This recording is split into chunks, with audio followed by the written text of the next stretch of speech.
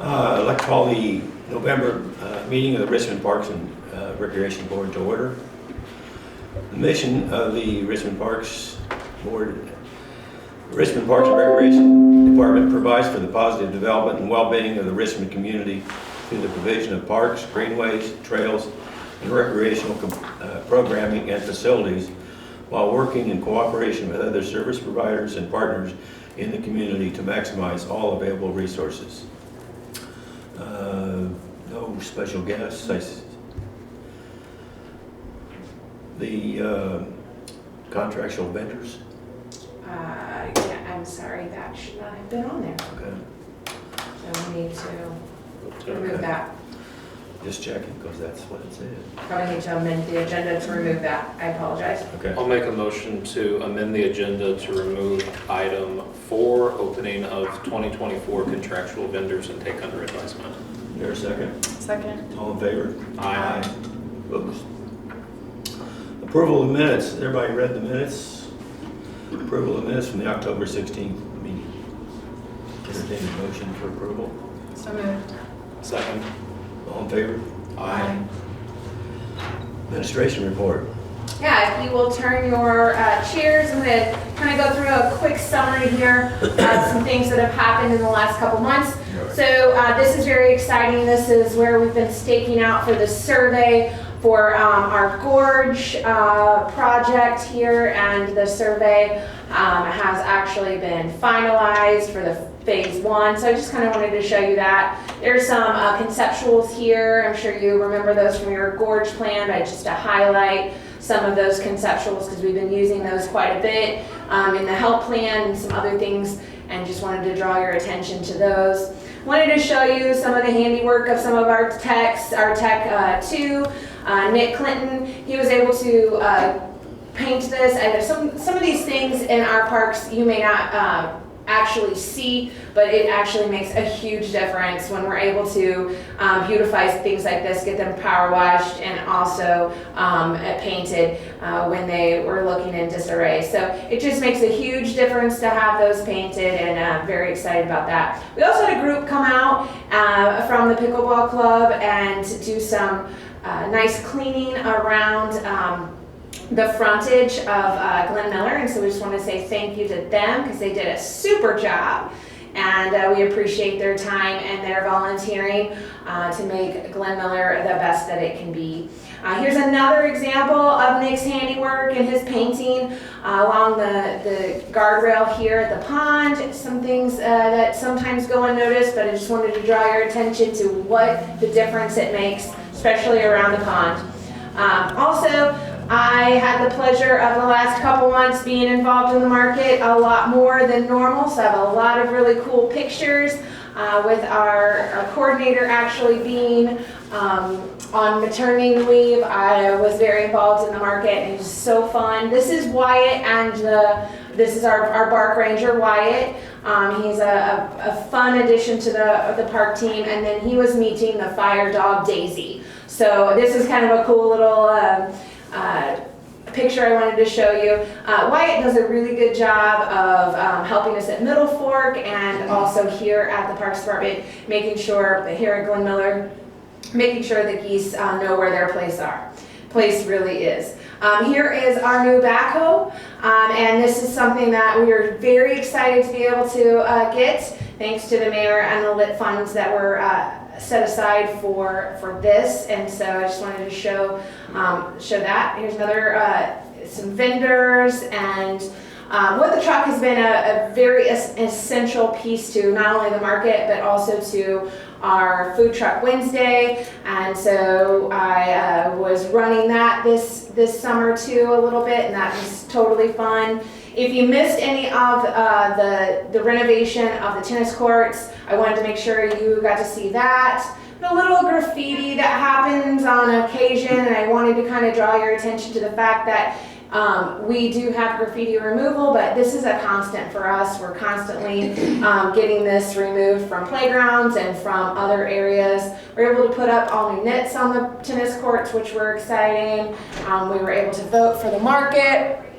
And then, as you can see here, more graffiti, but we were able to get that off the tables and some of the signs at Astor Plaza. So working through that. Lots of vendors, lots of fun at the market, even brings pie from their sweet potatoes. I mean, this is how wonderful the market is. There's Daisy the fire dog, came to visit us at the market and play in the splash pad, and that's always fun. Here's the pickleball courts if you haven't made it over to the Senior Recreation Center. We're so excited to have these redone and the fence put up. They look amazing. As you can see, the fence right over here. People have been so excited to have these redone, and you can see the fence a little bit better. They don't have to chase balls anymore, and we're really excited about that. We have the Veterans Parade coming this weekend here on Saturday. Lineup is at 7:30, and we will be starting at 9 a.m. and then finish at the Veterans Ceremony at 11 o'clock at Veterans Park. Jim is working with our Veterans Committee right now, Veterans Parade Committee, lining up for the parade. That's why he's not in here. And so he's utilizing our other boardroom for that. So very excited about our Veterans Parade this weekend and how we can thank them all for their service. We put in 2 new signs at the Cardinal Greenway and Gorge area of the trail to point people in some wayfinding opportunities. And if you get a chance, get out there and check out those new signs, because they're really been exciting and people have definitely noticed them and have called about them. Here's some more things from the market and some really cool wares that people do. The winter market is so successful. We've had to turn people away and put people on waiting list. So we really are appreciative of the growth of the market. And we are open 9 to noon at the Star Jeanette building. Here's our booking agent, Joe. He does a really good job helping us get music. And then, of course, here's Henry, who really helped push the fact that we were 2nd in Indiana, 4th in the Midwest, and 7th in nationwide. So we've been pushing that out. Just fun little pictures.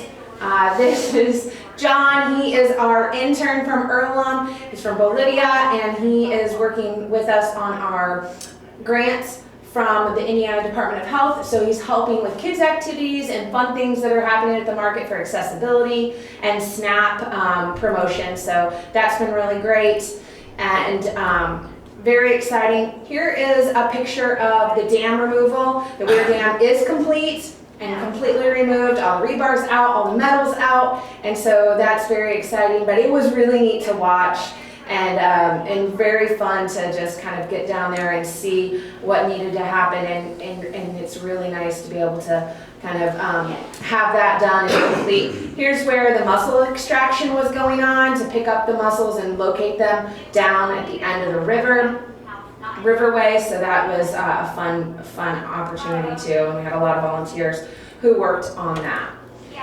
So yeah, we put these billboards up. We had 3 around the city just to congratulate the market. This was an exciting project that we took on at the Senior Recreation Center, which was a brand new door, and our techs took this on. They did a wonderful job, and we now have just a beautiful door at the Senior Recreation Center that goes into the Tranquility Garden, and you can see that on Monday if you're able to come out for our 50th anniversary and dedication. And here's the door that just lets you just go out and have a nice sit, or you can take your lunch out there and breath of fresh air, and it lets in so much light into the cafe there. So that's just a really good addition to the center. Here you can see that the Weir Dam is completely removed, so this is the aftermath. And we were able to get 86 pumpkins, maybe it was, yeah, right around there, from Lowe's to be able to be painted at our Harvest Festival. So we just really appreciate Lowe's and their donation. It was a lot of packing into vehicles to get these pumpkins. We had no clue they were giving us that many, and it was wonderful. But every one of them got painted at the Harvest Festival, and everyone had a wonderful time doing that with the market. So that was really, really fun. We had a great time at the trick-or-treat in the park. We had a spectacular amount of people come through. We guesstimate over 2,000. We had a lot of great organizations a part of our activities that day, and so we really appreciate them being involved. But there was just tons of people coming out in droves, and we are so excited that we can offer this opportunity for, as you can see the lines here, but we are so excited we could offer this safe alternative to trick-or-treating, and people had a lot of fun, played a lot of games, and we were really excited about that. Indiana Park and Recreation Association hired a group of people to come and learn about our park system, and they were here this week and asked for us to highlight 3 to 4 areas that we value in our park system in a way that might showcase us differently to other people in the state, or maybe make us a little bit more of a destination and show that parks are essential. So we featured Stargenet area, and we asked Bob Jacobson to come and talk a little bit about the history of the Stargenet area here, and we featured Laura talking about all of our native grasses and our native ways of landscaping, and then we also featured Bob and Joe and Barb Goebel and all the monuments at Veterans Park, which was a fun experience there. There's over 1,400 bricks, if you didn't know, in Veterans Park, and 10 monuments and memorials. So that's very exciting. And then we also we wanted to showcase all the partnerships that we have at Clear Creek. So we focused on the pickleball club partnership that we have, and talked through our partnership with Earlham and the Boys and Girls Club as well. So very fun. Now this is exciting. Dream Court people are on site fixing the issues there on the Dream Court, so that's exciting. That's being done as we speak, and they're recentering and reworking all the areas there on the Dream Court. I wanted to showcase this because this is absolutely a spectacular way to showcase the fact that the Richmond Senior Recreation Center is buzzing with activity. This is a brand new program, and it's Moved to the Beat. And I'm sure Becky can talk a little bit more about it when she gets here, but honestly, this is a really cool opportunity for anyone 50 and over who wants some type of activity, in any level, but it's fun, it's exciting. They get drumsticks, you beat on the ball as hard or as soft as you want. You can move as quick or as slow as you want paced, and it is the second day of this class, and they are very excited and having a great time with this class, and very fun. They stretch, they move, and this just shows that the Senior Center is absolutely buzzing with activity. So that's really great. And that's all I have for my report, and that covers probably about 2 months of activity there, and we have tons more that we have going on. And I will say that we were able just to finish another roof over at Glen Miller here in Shelter 3, and we're also working at Mary Scott to finish that shelter as well. So lots of things happening. Any comments or questions? Division reports. Jim's here. I can answer any questions that you have on any reports. I see Wes is here. Anybody got anything for the golf? We do have a discussion for future needs, and I did want to draw your attention to the winter projects page that Wes has provided. He's provided a whole list of winter projects that they'll be working on for 2024, and I think that was a really nice, good, solid list. Also, we wanted to talk to you a little bit about future needs of the golf course and how we might be able to do those. And I think some of the things that we've talked about in budget meetings, and also how to move forward with the golf course in terms of year-round revenue. I think it's something we just wanted to talk to the board about and kind of get you excited about, and talk through that. So I'll let Wes kind of start that conversation. Well, we're still playing golf out there with all the good weather. And I wanted to tell you, we did have a course improvement tournament in November that I was able to raise over $3,000. So I'm kind of hoping that's going to help build our third pump in the irrigation building. And then we also have one more tournament called Snowball coming up on December 2nd. I already have 15 teams lined up. But Denise and I have been talking about a project for Highland Lake to make it a all year-round business.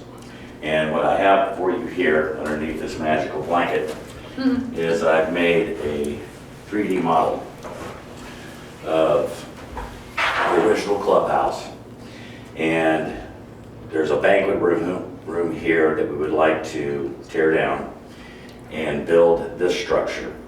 And then inside you can see this is where the simulators would go. A little sitting area, a couple check-in points, maybe a snack bar or what have you. And then this will be like the overflow of tables and chairs here. Obviously this is a bathroom. And we've discussed maybe turning this into the banquet facility and make this the check-in point, small pro shop with the simulators. Kind of discussing that right now. But I had this 3D model built so you can kind of have a visual of what our vision is out at Highland Lake. Nice little patio here for people for lunch. We could probably upscale our food operation instead of hot dogs, ham and cheese and turkey, which is kind of getting boring. Maybe some pizzas, stuff like that. And what's really got this process going with me is working out there is having to accommodate IU East girls and boys golf, 3 high schools, a lot of young players play out there. And everybody that's golf oriented in Richmond have to travel to Muncie, to Indianapolis, to Winchester, to Liberty, everywhere else but Richmond to do winter golf. And I just think that this will be an all year round business for us. It'll probably generate, with the course of our business plan put together, over $100,000 a year, which would help us get more equipment and keep the golf course thriving. So this project, we're trying to get some sponsorship and donors to kind of help us get this started. But this is something that her and I have been talking about for the last 4 years, actually. So just wanted to show you this little model of what I have in mind. I think, to Wes's point, we really just want you to, we've been visualizing, we've been drawing, we've been conceptualizing, and now I think it's important for you all to start, visualizing with us and visioning with us and what that looks like. And I think that this is going to be an ongoing conversation. We have $50,000 from Patronicity that we've been approved for, and to start the simulator opportunity, and that would be 2 simulators. And so now we're looking for those avenues of people who are interested in helping with this. This isn't about the revenue as much as it is about the opportunities for our community. And so with IU East, with all of our high schools that we have, that we partner with, it's opportunities for them as well. And so we're looking for those connections, we're looking for those partnerships, and we are a service. We are a business, yes, but the municipal golf course is always going to be a service. And so how can we provide that service? Right now, we need technology to come on board to be an appropriate service. That's one thing that we're lacking. And so when we talk about how we can fill in the gaps in our parks department, and we say, okay, so-and-so's doing this, so-and-so's doing that, we don't need to reinvent the wheel. We do that a lot with, what after-school programming's doing or some things like that. We don't need to do that. But what we do need to do is say, what is needed? And where can we help with that? And that's the service that we need to provide. And right now, it is providing the service that people are going elsewhere for, people are going to Winchester for, people are going to Liberty for. And it's not a bad thing that people are going outside of our city for that. But why not bring them here? We did the same partnership with our pickleball club, if you remember. There was a group of people who said, hey, we want that business here. We want to stay here and play, right? We want to stay here and play. And how can we do that? And so we said, let's partner. Let's make this work. And let's figure out a way to raise the money. And let's get 8 pickleball courts. And let's provide tournaments. And let's be successful. And let's make a way to make this happen. And I think that's the same thing that we can do here, is we can say, okay, we need 2 simulators. So how can we make that happen, provide this service? And I mean, I'm not saying that the city is not gonna have to come on board with some infrastructure or have to, you know, come on board with something, because we've talked about that. But what we do need to do is work towards what we can do, you know, to find those partners that, that want to make something like this happen, and then go from there. And right now we have $50,000 from the state, and we need $50,000 from donors to make that $50,000 from the state happen. And then we're gonna see 2 simulators being able to be possible. Then we're halfway there. Then we need to figure out, okay, how can we get the rest of the infrastructure? And it's not necessarily getting the cart before the horse, or hey, we're doing this before this. It's about, we've got these simulators. Now who's gonna come on board with us to try to make the rest of this happen? And so, you know, I think that we've got a lot of people who are excited about this, and I think we just continue that momentum and that excitement. And we need our board to come alongside of us. And so that's why we need you to see this, and you to get excited with us and say, yes, we see the vision, we see the opportunity, we see the revenue generating opportunity here, and we see that this can make a difference for our community. One thing I like to add too is not only just for winter golf, but during the summertime when it rains for 2 days or 3 days, we're shut down. They'll be in there, picking balls in the simulator, always having things going on. And another thing about these simulators, they're called Full Swing. It's not just golf. It does all sports. You can do basketball, you can do tennis, soccer, kickball. So even in the summer months, while golf is going out on the golf course, I could have a birthday party and they could be playing kickball in there.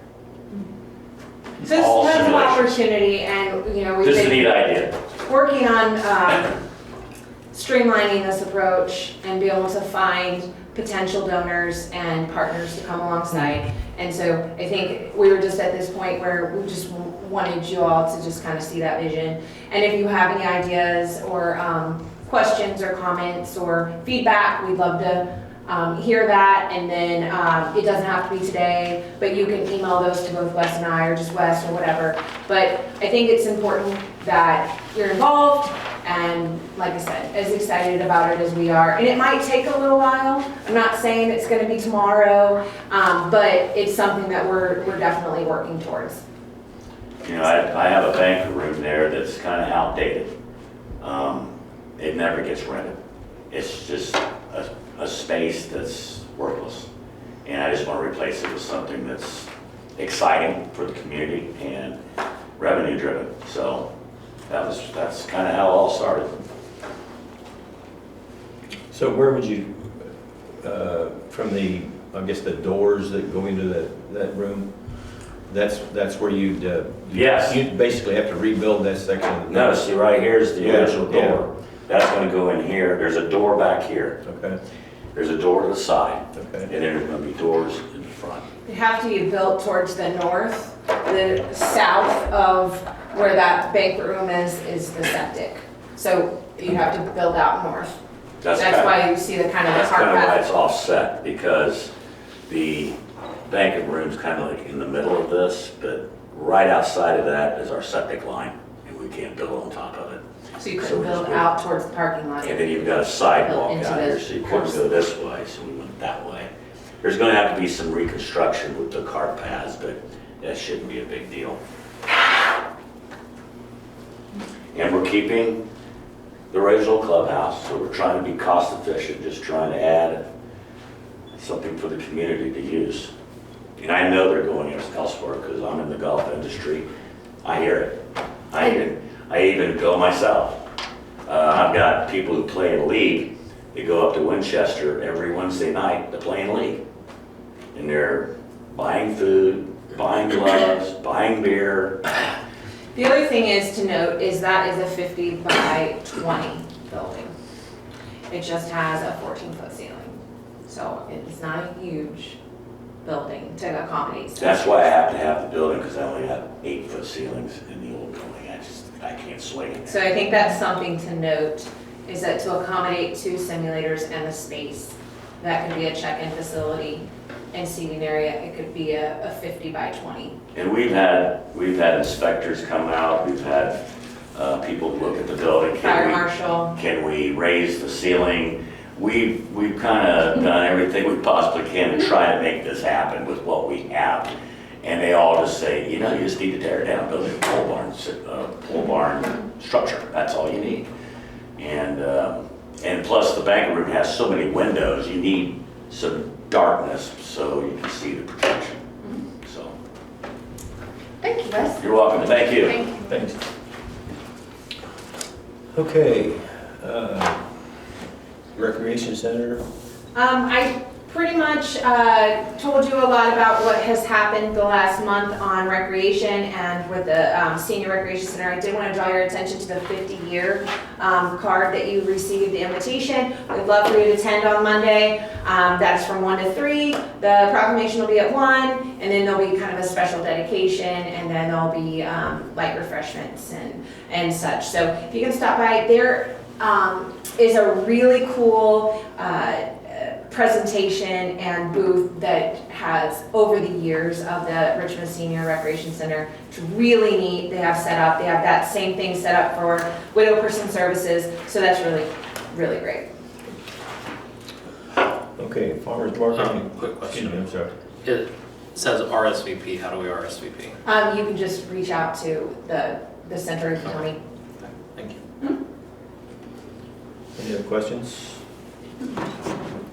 Okay, Community Recreation Report, anything there? Board concerns and comments? Delegation correspondence, INDR. Yeah, so the DNR actually held their annual tree steward program here, and myself and Laura were both speakers. And that was a really cool opportunity for Richmond. We only had one person from Richmond actually attend out of the 25 people who were here for the Tree Steward Workshop. And people came from all over the state of Indiana for this, and they were able to get trained and certified as a tree steward while they were here. And so we were able to host that. They did ask us to host that. And so that was a real honor, and we just appreciated that. And then they sent this thank you, and so that was a really cool opportunity. They were here for 2 days. Okay. Old business, new business? Any other businesses needed? Entertain a move for adjournment. So moved. Second. All in favor? Aye. We're adjourned.